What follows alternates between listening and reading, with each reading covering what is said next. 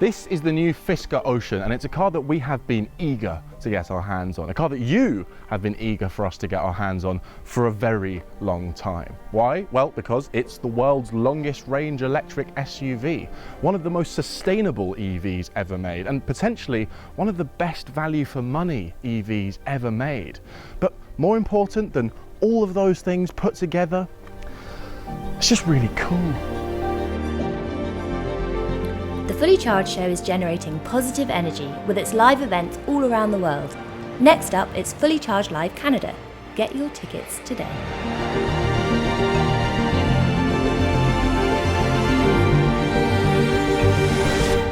Now then, big one today. Welcome at long last to the Fisker Ocean. It's been amazing to see how in an endless stream of new electric medium-sized SUV things, this one has so captures people's imagination. We were blown away by the reception to the first look video that we did with this car at the Goodwood Festival of Speed last year, and as far as I can tell, it's down to a few things. Number one, outstanding design. Number two, some really fun gadgets and gizmos, and number three, as I alluded to, potentially staggering value for money. And that's before we get into the whole sustainability of it.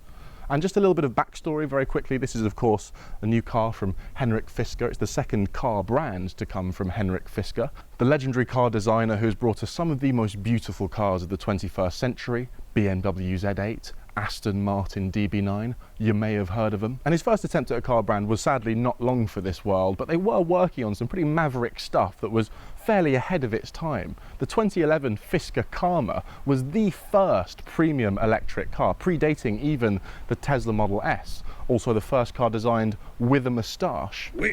Leo DiCaprio had one, don't you know? I'm not sure if he still does. I presume he got rid of it before it got too old.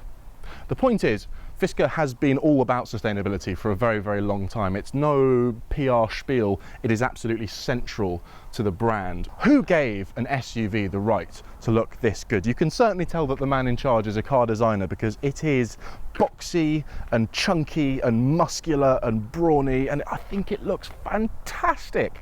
Even in fire truck red, I think this is exactly how I'd have mine. I love the super slim headlights. They're even slimmer across the back. I love this sharky, squared off nose at the front. The only thing I'm not crazy about is this section here, which is kind of a bit faux grilly. It's a bit kind of ice car derivative, but when it looks this good, I'm prepared to forgive. And this down here is functional. This is intake that lets the battery breathe. Coming around the side, again, it's toy car proportions. Look how high the shoulder line is. Look at the wheels. These are 22s that you get on the launch spec, recycled carbon inlays, but despite the 22s, look, you've got a good bit of chunky tyre on there as well. Normally it's just a kind of little slip of rubber around the outside, but a nice bit of squish there. These are special tyres just for the Fisker Ocean, and they have an emphasis on sustainability just like the rest of the car, so lots of natural rubber and recycled goodness in the tyres as well. Up here, solar panels on the roof. They're actually mounted into the big opening glass sunroof, which is really, really cool. You can see them when you look up from the driver's seat. Those will get you up to 2,400 kilometers of solar range per year, which is not nothing. Charge port just here, front left, and this car has vehicle to load, vehicle to grid, vehicle to vehicle, all completely as standard. That's a lovely touch, especially considering the massive battery. Quite like this Fisker decal across the back here, and there are little Easter eggs everywhere that I'm picking up on across the day. Like inside the blue lines on the solar panels, there's little surfers just having a nice little surf. Isn't that nice? As for boots, a very ample 476 litres, no lip whatsoever, nice big square opening. This is a nice touch. We've got a domestic power point just here to run your bits and bobs off. Likewise, you'll be able to fit an adapter to the charge port to do the same. And just a quick word on the battery options for the Fisker Ocean, because both are remarkable for different reasons. The entry-level Ocean Sport, which starts at around 36 grand, comes with a 75 kWh usable pack, good for 273 miles WLTP range. That puts it roughly in line with a Kia Niro, Renault Megane and base ID4, although it's cheaper and much bigger than the first two, and substantially rangier than the latter. Meanwhile, the Ultra and Extreme versions of the Ocean come with a whopping 106 kWh pack, good for 440 miles. Just who on earth that battery is for, and whether a sustainability-forward car brand should be fitting their cars with that much battery material, is something we'll delve into a little later in the video.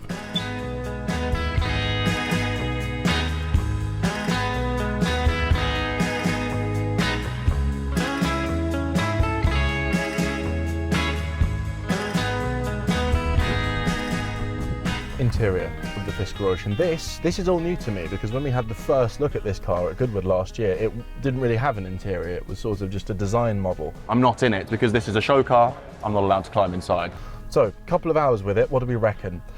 I'll tell you what, I'm pretty impressed. It's got its own distinct personality in here, which is rugged, chunky, effective, easy to use, easy to clean.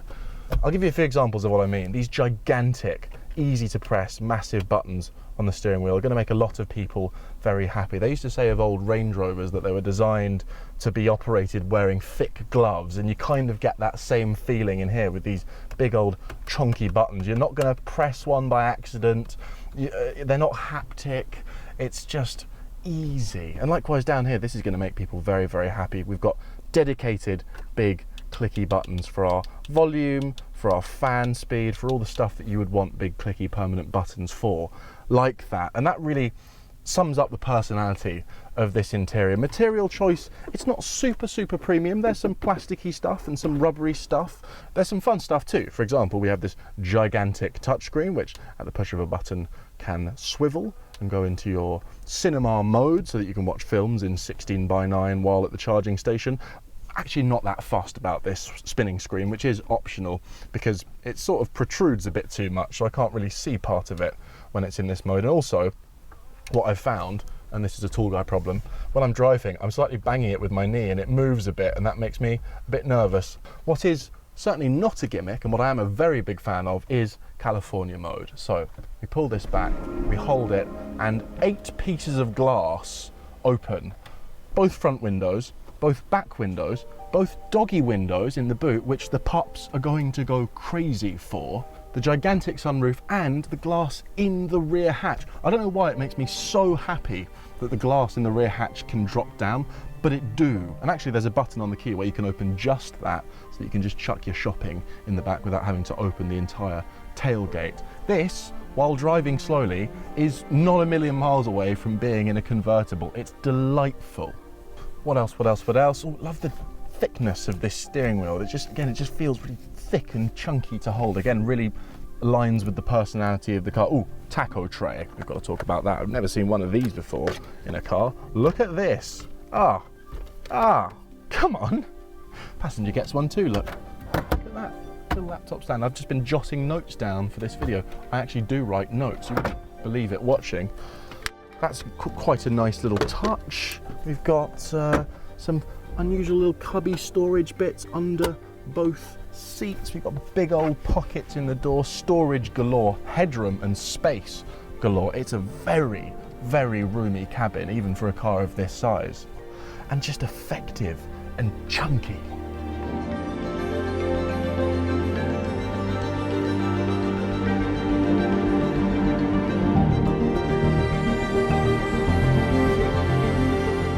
So, out on the road in the Fisker Ocean. First impressions, it's nice and squishy. I had a suspicion that because this thing rides on 22s and in this top spec guise has some 560 odd horsepower and goes from 0 to 60 in 3 odd seconds and can do this. Yeah. I assumed, based on all of those factors, that this was going to be quite a taut, firmly sprung performance SUV, but actually no, they've really tuned it for comfort and squashiness, and again, even on those gigantic rims, there is a good bit of tyre around them, and the result is a lovely, comfortable ride. We've got 3 driving modes. They are called Earth, that's Eco, Fun, which is sporty, and Hyper, which is this one. Oof.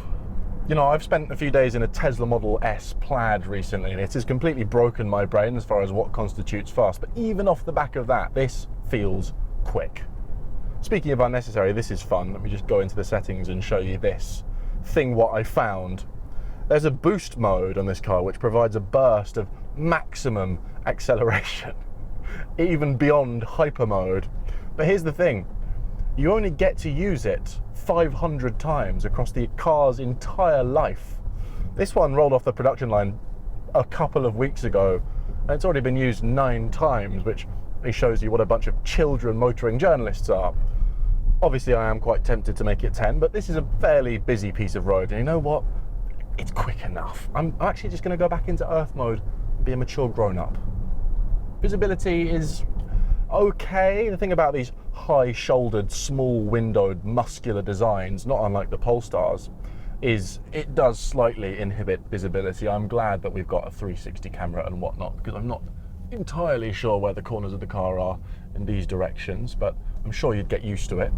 And something else that strikes me, and we'll need to live with the car for a few days once we get one in the UK before arriving at this conclusion, but I get the impression this thing is quite efficient, because we've been driving around for a couple of hours now and we've still got 77% left, which is 540 kilometers. That's what, 330, 320 miles? Huge range. And yes, it's got an enormous battery, but I'm guessing it's also doing north of 4 miles to the kilowatt hour in order to achieve that figure. Interestingly, these dual motor cars actually decouple the rear motor, I think, when you're driving in Earth mode, just to maximize your efficiency.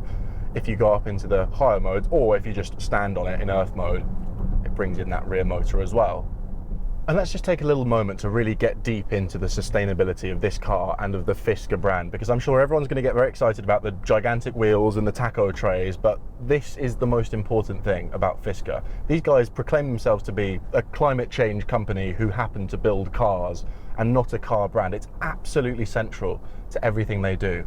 As such, you've got the 50 kilos of recycled material in the interior. You've got the recycled carbon inserts into the 22s. You've got those bespoke tyres that use lots of natural rubber, but it's more than just using sustainable materials. The company has taken what it calls an asset-light approach to manufacturing, which is to say, delegating manufacturing to a pre-existing company, Magna, the company that builds BMW 5 Series, among others, a company with a long history of building really high-quality vehicles. Let someone else do your production for you, and A, you save a few costs up front, and B, you save yourself the enormously pollutive job of building a gigantic factory from scratch. But the really standout thing is just the transparency with which Fisker are going about making these cars. Again, much like Polestar, they've already shared a life cycle assessment of the Fisker Ocean. There's a second one coming this year, and they are tracking all the pollution created in making these cars, starting from pulling materials out of the earth all the way to recycling them at the end of their useful life.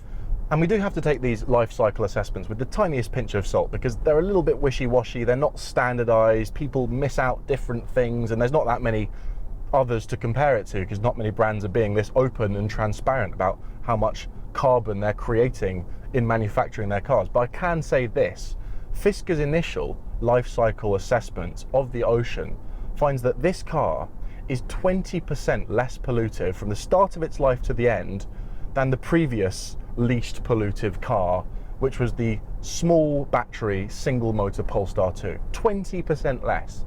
In fact, the most pollutive Fisker Ocean, which is the big battery dual motor, is still 10% less pollutive. Now, you may well be looking at this big, heavy SUV fitted with a huge battery pack and thinking, well, hang on, that's not especially sustainability of them, is it? And I think Fisker's justification for the size of this vehicle and the size of the big battery option would simply be America. This is an American car launching in the US at the same time as Europe, and that's going to be one of their major markets. And while this car is not out of place on European roads as far as its size, it's about the same size as a Model Y, it's positively dinky for American road. You'd barely be able to see this thing over the bonnet of your F-150 Lightning. Equally, Fisker is a new brand. They need to sell a lot of these things, make some money, get some money back into the company, and then they can maybe start working on smaller, more affordable models. It's a business model that we've seen before from the likes of Tesla.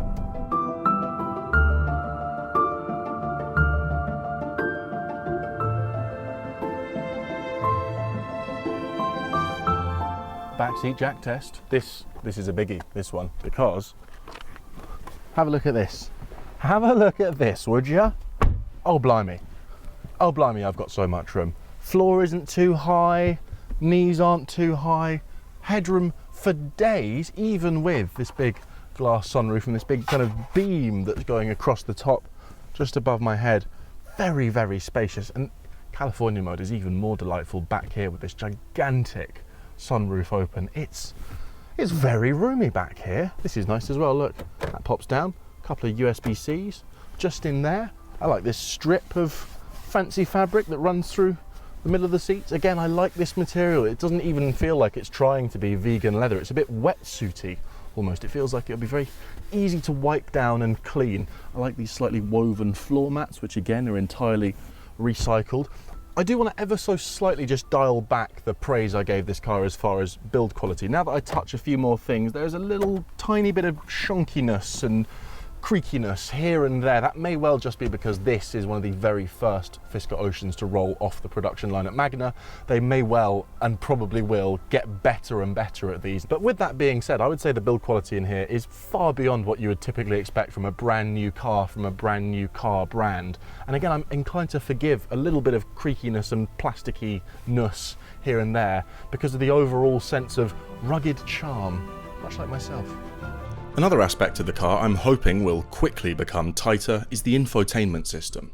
I like the simple design of the interface with big, chunky, easy to navigate menus matching the rest of the interior, but the software is extremely laggy and frustrating to use. Thankfully, Fisker assures us they're working on this avidly, but given that they've already begun delivering customer cars, this is one area that needs to improve a lot, very quickly, especially given the current absence of Android Auto and Apple CarPlay. As for that giant 105 kilowatt hour usable battery pack that I'm currently sitting on, I do think that that's pretty blooming excessive for most people, but I can see a use case for it.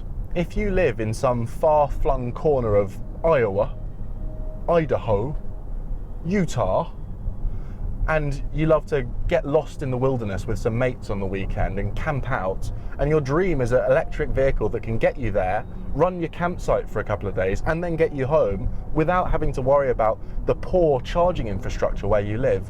Well, that car didn't exist before, and now it does.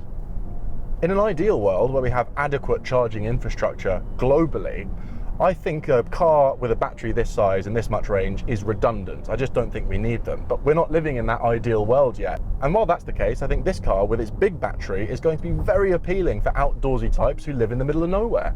That being said, for everyone else, it's that entry-level one that really stands out to me. 36-odd thousand pounds, 75 kilowatt hour battery, 270 miles of range. That's the car right there. A reminder, that is some £2,000 or £3,000 cheaper than an entry-level VW ID4, which has substantially less range and makes you want to give yourself a lobotomy with a teaspoon every time you go to change the volume. Haptic feedback buttons. So when you press things, it goes buzz, buzz, buzz, and you can feel it.